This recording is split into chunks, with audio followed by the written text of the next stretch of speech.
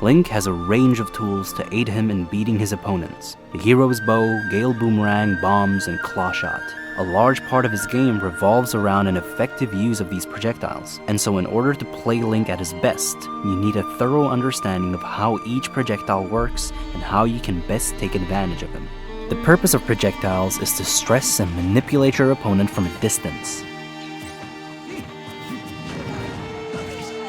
to lay traps so that it punishes an opponent for thinking an option was available to them.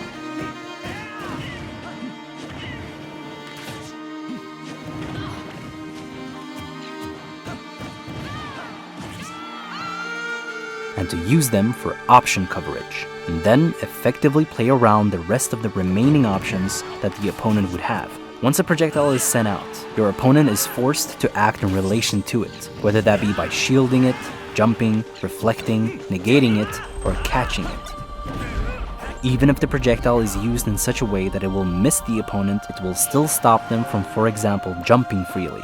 And so you are manipulating them. These are actions your opponent wouldn't have had to take otherwise. In other words, you've forced them to use an option, which basically means you've also limited them from a bunch of other options. And if they don't do one of these actions, they will be punished by the projectile itself, at which point you have still manipulated them by taking away their movement and other options momentarily.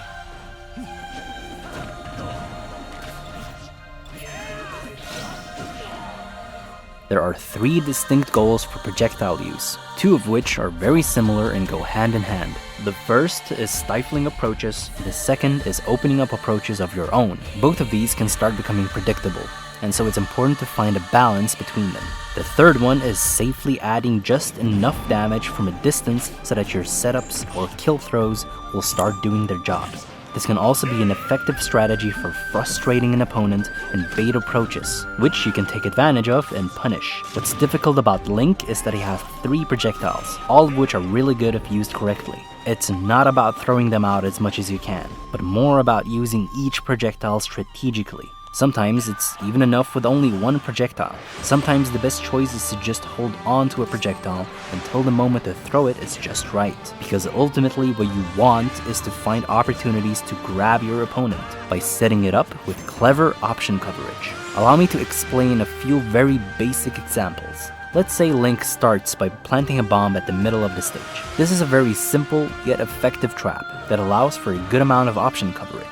If the opponent rushes in, you can cover that option with, for example, a secondary projectile, Zair, forward air, and so on. This already establishes a defensive wall that the opponent needs to play around with a limited amount of options. Let's go back and say that the opponent chooses to jump over the bomb instead. Here you can get an opening with forward air, or throw out the boomerang to either hit them as they jump, or force an air dodge, or double jump, so that they are forced to land. If they are close enough, you can rush in with shield and grab. If they are too far away, you can shoot an arrow. Let's go back and say the opponent chooses to not even go past the bomb and challenge Link. Well, then you can safely just charge and hold the arrow until you've either dealt a bunch of damage, shield damage, or baited them into jumping and approaching only to challenge it and punish it. Keep in mind that this is just an extremely basic demonstration of option coverage, and I will dive a little deeper into one later. For now, let me explain what each projectile does for Link. The bow and arrow is Link's 3rd priority projectile. Both uncharged and charged arrows are equally as useful though. The longer you charge, the more speed, damage, and knockback they will achieve. You can turn around special, B reverse, and wave bounce. Uncharged arrows can be good to add just a little bit of extra damage from a distance when nothing else would have worked for Link anyways. They can be used to reset opponents that miss a tech. This is called an arrow lock. They can also cause the opponent to ledge slip if you hit it right. However, uncharged arrows should rarely be used in the neutral and should be avoided completely at closer range.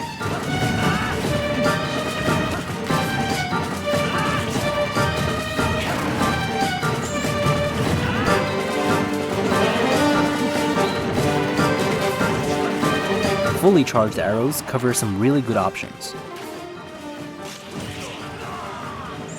For example, in this scenario where the opponent uses his double jump to escape a combo situation, you can cover their landing by simply charging an arrow for extra damage. You can charge the arrow in situations where the opponent has missed a tech to cover all of their options on reaction for an easy 12%.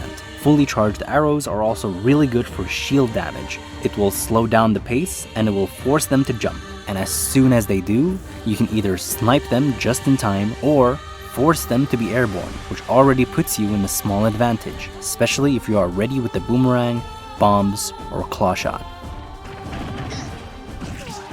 And obviously, arrows in general are great for gimping recoveries without risk, since they launch opponents away without any vertical height. It forces them to air dodge, which can ultimately force low recoveries, which you can then cover with neutral air, down air, or bombs.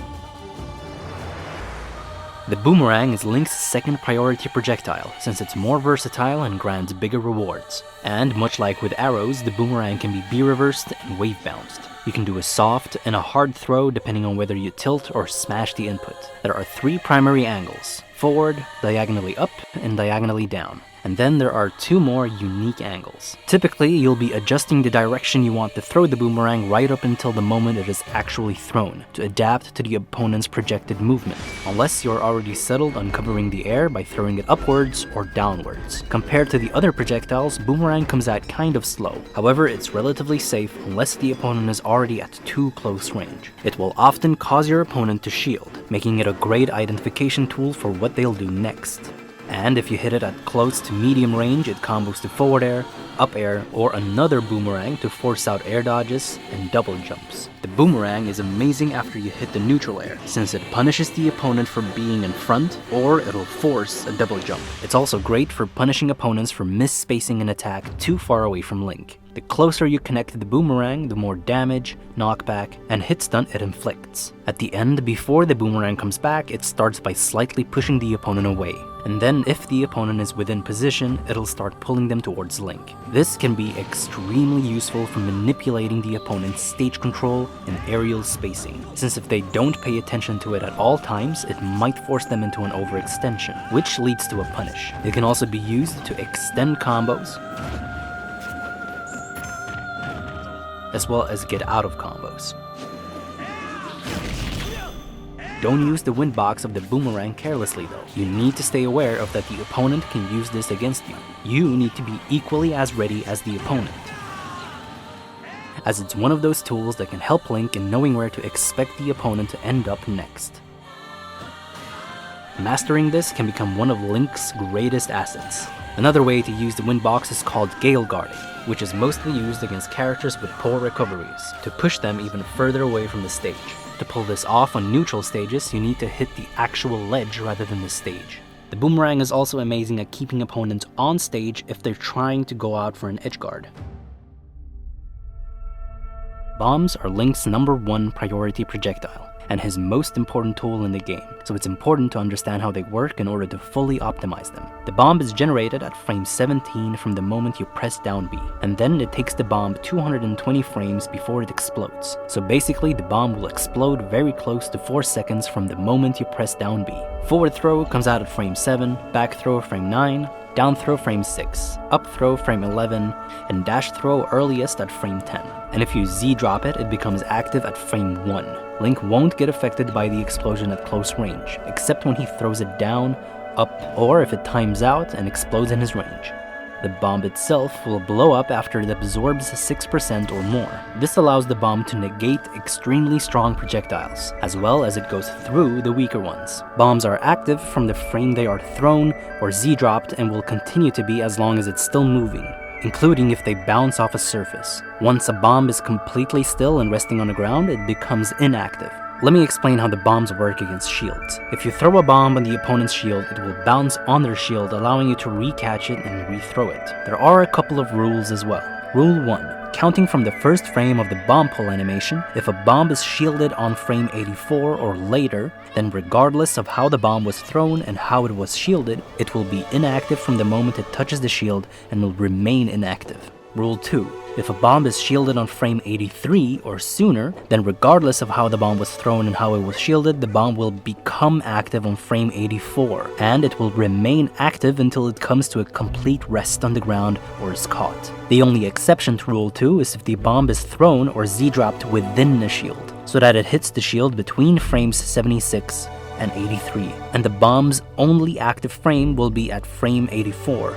Right, so to simplify it, you can throw the bomb immediately so that it hits the shield before frame 84 if you want the added benefit of keeping an active bomb on the field for a few moments longer. Otherwise, if it's thrown later, it will pose no real threat to the opponent. Since bombs simply bounce on shield, they also don't add any shield damage or shield hit stun. However, if the shield is low and the bomb can detect a hurt box, it'll immediately explode. It won't shield poke, but it adds shield damage and shield hit stun. Something important to note is that if the bomb comes in contact with an enemy hurt box while still active, it will explode on the following frame. However, it will explode on frame 1 upon contact with the surface. This makes it impossible for a bomb to punish a regular get-up. Since there's only one frame that can be punished, the bomb will detect that hurt box but explode on the next frame, which the opponent will be able to perfect shield every time. The bomb, in other words, does nothing but force the opponent into shielding, which could of course be punished. It's also the main reason for why sometimes the opponent gets launched the opposite way. The bomb normally launches the opponent away. However, if you, for example, throw the bomb on a target that is moving towards you, depending on their speed, the bomb will find the hurt box in front, but can explode behind them instead. If the bomb detects a hurt box, it'll explode for 5%. However, if the opponent doesn't get hit by the bomb, but rather the explosion itself, depending on how fast the bomb was traveling, the explosion will deal anything from 4 to 9%. And of course, the more percentage it deals, the more hit stun and knockback it inflicts. Bombs don't get stale. However, they do unstale other moves. You can throw bombs downwards to stage spike in certain situations. Let's go over the basic uses of bombs and then progressively get more advanced. The first thing you need to know is how to spawn a bomb safely. Typically, you'll want to at least be moving while pulling a bomb. Only pick up a bomb when it's safe and beneficial. Just because bombs are amazing doesn't mean you're always going to want to be holding one, as they do limit your options as well. And there might be other options that are better than picking up a bomb in the first place. Short hop buffered bomb pull will force you to land, but will allow you to shield and dodge as soon as possible. Full hop buffered bomb pull will give you the option of double jumping before you land, or Z-dropping the bomb before you land, which will put out an active bomb in front of you, which can potentially punish an approach or block a projectile. It will also free up all of your other options, including picking up or catching the bomb, or just leave the bomb as a potential trap for the opponent to consider. The most basic function that the bombs serve is being your primary combo tool. The significant frame advantage gained by landing a bomb hit allows you to combo into pretty much anything you want depending on the percentage and range of your opponent. And even if the bomb doesn't hit, it can still force the opponent into a defensive option, limiting their options. Even just holding onto it and having it explode during your shield can stop an approach, as it also gives you an opening. As for using bombs to open up approaches of your own, dash throws, jump cancelled throws, and bomb slides are great, because they are low lag approaches that cause you to literally approach. Even if the bomb did not hit, by avoiding it, the opponent may have left themselves open for another type of approach. This also allows Link to kill confirm much earlier than usual if you know how to back throw the opponent into the bomb. Bombs can also be an incredible out-of-shield option, especially behind Link where grab isn't an option, as well as it's safe and can lead to a hard punish. Because the bomb's timed explosion occurs so quickly, pulling a bomb as soon as you can once you get hit off stage can ensure you that you have the option of using 2 spin attacks, which greatly aids your recovery. However, note that pulling out a bomb immediately out of hit stun when hit horizontally will stop you from being able to decrease your knockback. So start by either holding towards the stage until you start drifting back and then pull out a bomb, or immediately double jump and pull out a bomb. If you don't need the bomb in hand and feel safe, you can always throw it to add pressure, or just tether in to drop the bomb so you can ledge jump with an aerial. And if you want to keep the bomb, just air dodge, then tether. Here, you can either ledge jump bomb throw into a combo, or time the explosion perfectly together with a ledge option, so that during a regular getup or roll, the bomb explodes with good timing, giving you a potential advantage. Something else you can do is pull out a bomb, grab onto the ledge, hit away from the ledge, and then immediately hit and hold towards the stage to drift under it. Then, while still holding towards the stage, immediately up throw the bomb. You can choose to not tech and go for a neutral air instead, to edgeguard and cover an area that would normally be impossible to cover, and recover back safely. This starts working effectively from 60 to 170%. It can be done on Final Destination, Town and City, Smashville, and Dreamland. Or Tech, which adds another ledge option for Link.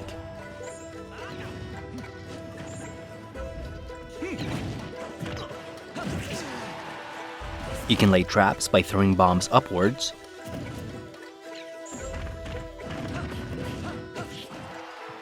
you can also trap opponents by holding a bomb and hitting them with a boomerang or an arrow, since the bomb will then force a double jump. By pressing Z with a bomb in hand, Link will drop the bomb and the claw shot will come out. This is an alternative if the opponent is expecting you to throw a bomb. And since you'll add pressure with Zair, you can pick up the bomb and throw it, leave it there and create a trap, or just grab the opponent, and as soon as you reel him in, he'll get hit by the bomb for extra damage, as long as the bomb is still active. It is also possible to Z-drop without Zair coming out, however. You can Z-drop it during tumble, and the Zair won't come out. You can Z-drop it during the first airborne frame following dropping through a platform. You can buffer a Z-drop out of the last 10 frames of an aerial, a footstool, or a ledge jump, which is incredibly useful. It also works after Link gets trumped. You can press Z at the first frame after your jump squat, or on your first landing frame to drop the bomb without zairing. If you air dodge and zair, you'll keep the bomb. However, you will still suffer the air dodge landing lag. In general, Z-drops can be useful when landing, especially if you're drifting away from the opponent, as the opponent may run into the bomb and cause it to explode if they intend to dash attack or dash grab your landing. Or if you are on top of a platform and anticipate aggression, the opponent will instead end up attacking the bomb, giving you an opening. Now, let's talk about the different bomb throwing techniques. First of all, once again, I highly recommend that you set a shoulder button to jump and the C-stick to attack. You can jump cancel a throw by pressing jump and canceling the jump by immediately throwing the bomb. This allows Link to do a standing throw while sliding. Another technique would be a soft throw, which allows Link to plant bombs rather than have them explode. This can be done by pressing the analog stick to the left and tilting the A-stick to the right. And to perform this while running forward, you need to dash forward, turn around, then jump, and A-stick towards the direction you were running. You can also full hop backwards, pick up a bomb, and press A before landing, which also allows you to plant the bomb. This also allows you to drop the bombs off the ledge, so that they can punish recoveries or stalling opponents. Generally speaking, by planting a bomb, you basically create a potential trap that the opponent has to keep in mind. It can punish grounded approaches and deny projectiles for you. Another technique that takes advantage of the fact that the bomb won't explode is just simply throwing it towards a wall, which allows you to grab it and potentially go for even a deeper edgeguard. Bomb slides revolve around canceling your dash throw with a standing throw animation. The earlier you cancel the dash throw, the longer and faster you will slide. In practice, you will be throwing the bomb upwards and forwards. If you set tap jump off and A plus B to smash on, it'll make bomb sliding easier to perform. One way to bomb slide is with an up throw. By running, pressing the A stick down, then immediately press grab while tilting the analog stick upwards at the same time. Or you can run, press and hold A, and then hold up the analog stick as you press B. By slightly delaying the upwards on the analog stick input, Link will do an up throw fake out and throw the bomb forward. A more optimal way to throw the bomb forward is with a down throw fake out. The best way to perform this is to start by running, hit grab, then hold up the analog stick and hit the A stick down. This method of performing the down throw fake out will ensure that you throw the bomb forward every time, and it allows Link to act 2 frames sooner than the up throw fake out. Another really effective variation is a forward throw bomb slide. To perform this, do a dash throw by hitting and holding A. On the following frame, continue to hold forwards and hit B as well. Then on the following frame, slide the joystick diagonally up and forward. It's one frame slower than the down throw fake out, but it's still slightly faster than the other methods that throw the bomb forwards, and it makes you slide further than all of them. Here is an example on advanced option coverage.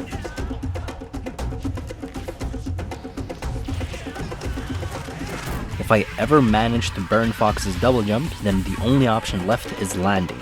I cover Fox's landing with up smash. Now, since Fox still doesn't have a double jump, the boomerang baits out an air dodge, which I then punish with a simple arrow, leaving Fox with only one last option, recovering with up B.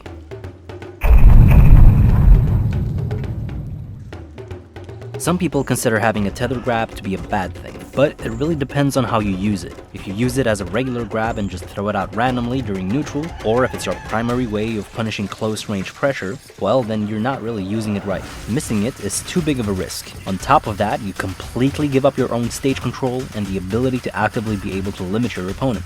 The grab should only really be used once you've created traps and pressured or conditioned the opponent into shield, or by forcing a double jump and then covering their landing. Once you get the grab, it can then of course lead to guaranteed damage and further traps as you play around the limitations of the opponent's options. Forward throw and back throw are only for throwing the opponents off stage and setting up for an edge guard, or to throw opponents into bombs. Up throw is Link's kill throw. Down throw is going to be your primary throw in the vast majority of matchups and situations, as it leads to a good amount of true combos and immediately starts a trap, whether it's an up tilt, up smash, or a neutral air.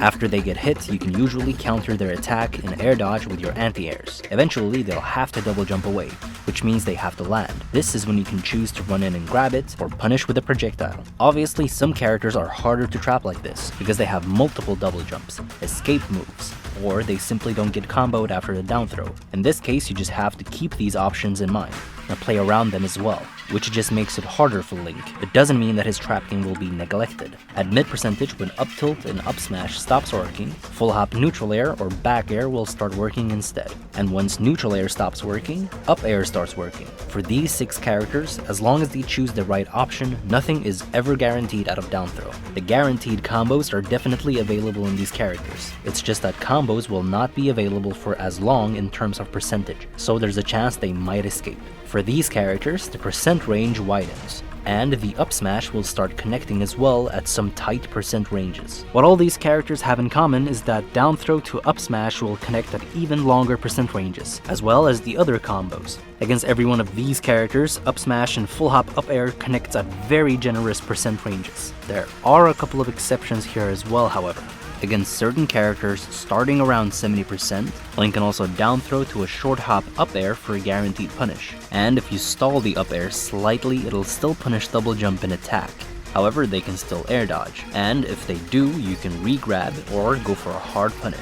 Keep in mind though that Link doesn't always have to go for guaranteed punishes.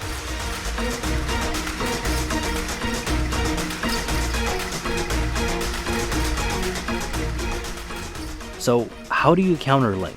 Well, first of all, you need to be aware of the projectiles and what options they cover. You need to find your way around the projectiles and not get frustrated by them. Learn how to use bombs against him. Once you're at closer range against Link, it's usually best to immediately grab him, or adding safe shield pressure and baiting forth reactions that you can punish. Then combo him as much as you can and limit his options. In other words, your bait and punish game needs to be strong. And as a Link player, you need a strong option coverage game, not necessarily defense. And you need to use your own double jump carefully. Don't pick up bombs unless it's absolutely safe. Punishing your opponent's double jump is key for Link. His whole punish game revolves around punishing double jumps and landings, and technically, anything can bait out a double jump. Don't retreat and play defensively if your opponent's double jump has been wasted. It's instead your opportunity to go fully aggressive, and most importantly, be aware of when your opponent is trying to hit your shield and bait out a grab.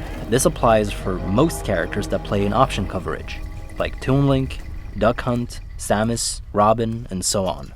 Also, if you want a specific character to have its own art of video, then please check out the link in the description below. You can donate and vote for what character should be next in this series. If you enjoyed this video, then please leave a like and share it to all of your friends. And if you appreciate my work and want to support this series, then please donate to my Patreon. A simple dollar helps more than you think. I want to give a special thanks to Theophany for the cooperation and KTH who was commissioned to create this stage. Clocktown is now available for all of you, and the download link is in the description below. Enjoy.